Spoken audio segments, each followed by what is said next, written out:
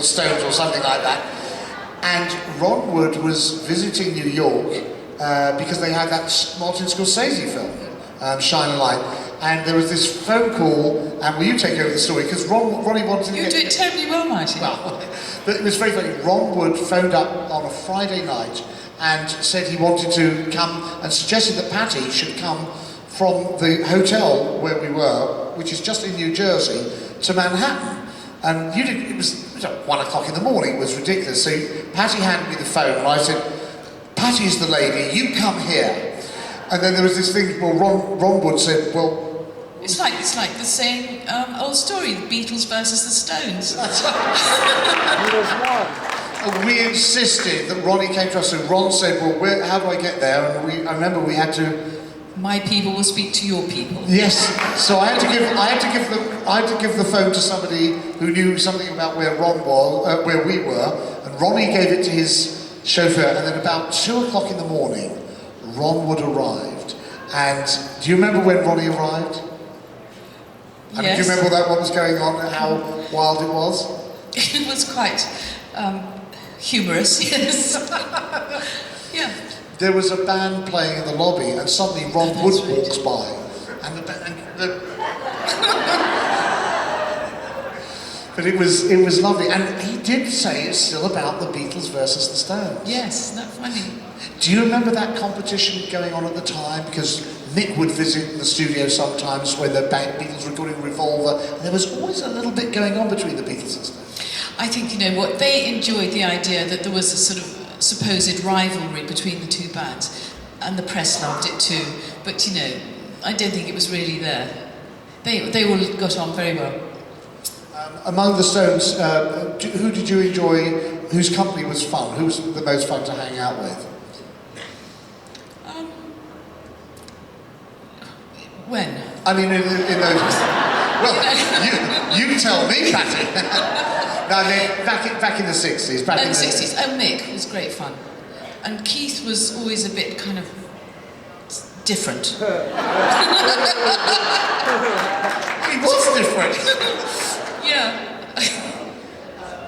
But, again, when we were talking about this yesterday, I think it might be fun to talk about it just for a moment, about that incredible day when everybody came together in June of 1967 when they were doing live version of All You Need Is Love.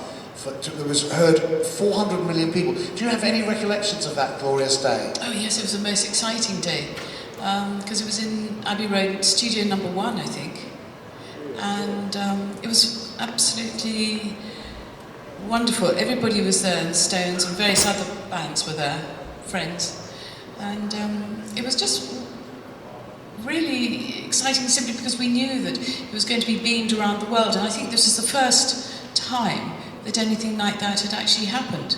So from that point of view it was terribly exciting. We were all very aware that this is a part of history. I think that was the first time I realised or thought about history, and as far as the Beatles were concerned. Do you remember all the colourful clothes and everybody having a party at the end and balloons? Yes. It was huge fun. It was wonderful, absolutely wonderful. And everybody was so happy. It was just a glorious few hours. I think one of the things is it was just a couple of months before Brian died, and that was one of the things that Brian had organised. So it was in some ways it was a lovely thing that Brian did that. Right, yeah.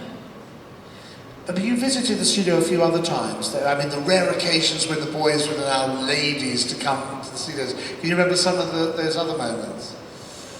Yeah, it was great to be invited to sing with some other people, I think maybe Cynthia as well, to sing on Happy Birthday, and something else I sang on, Yellow Submarine. Was there a bit of a party then? There was a party, yes. It sounded like a party. It was meant to. Now, Pattie, you are signing your book. You've got your book here. How's it been for you to be a writer? Because you must have had so many offers to write books before, but you waited for time. What was it that told you this was the time to do the book? I think because I had a very nice and successful photographic exhibition, and I think it came the right way around. So I was so happy to realised that people enjoyed looking at my photographs. So I felt that my book is obviously important, but at least I'd achieved something before writing the book. And I think it had to be that way around. Right, well, that's beautiful.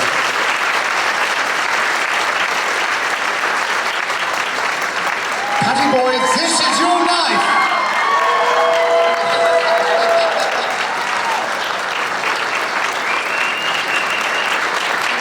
Hello, darling Pattie. Hello, Don.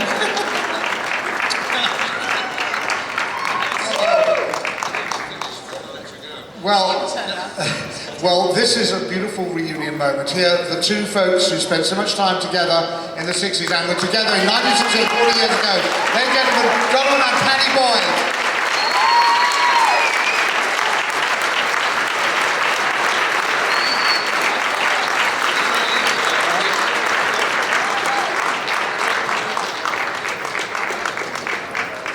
Well, all those songs inspired, all those songs that you inspired, all I can say is on behalf of everyone here, Pattie Boyd, you're an inspiration to all of us. Pattie Boyd!